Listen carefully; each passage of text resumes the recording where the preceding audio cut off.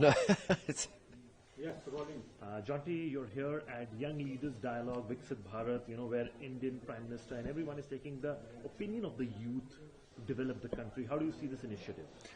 well, that for me is pretty incredible, just because a lot of governments and countries will talk about inclusivity and, and taking ideas from the communities. But the fact that the youth of India have the opportunity to present to the Prime Minister, I don't think that happens in too many countries. So I'm really blown away by it.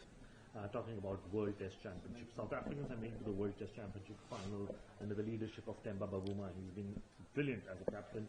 What do you have to say about the performance of your team and his captaincy?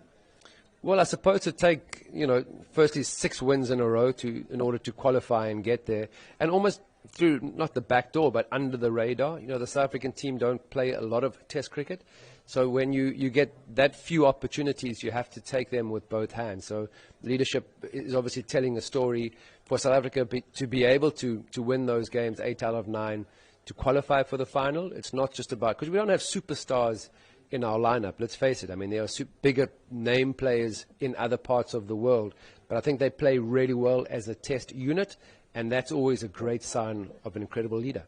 And talking about Team India a little bit, they didn't do well in Australia, lost the series 3-1. Form of Virat Kohli has been questioned. He's been getting out in a similar fashion all the time. Even Rohit Sharma, captaincy and both form, and their places in the side are being questioned.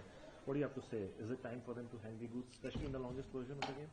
Well, Test cricket in Australia is really tough. I mean, not too many teams have gone there and won consecutive away series in Australia, and I think the Indian team had done that in the past. So maybe the expectation was really high. When most teams travel to Australia, everyone knows it's going to be a tough series, so maybe the Indian fans had forgotten that touring and playing in Australia is a very tough scenario, both on and off the field, because there's always a lot of verbal and some confrontation between players.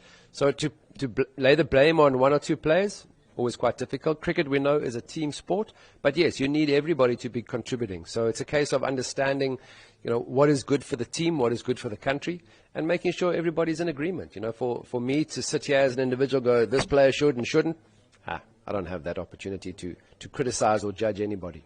And Champions Trophy is around the corner. India and South Africa. Who do you think are the favourites of yours when it comes to the ICC Champions Trophy?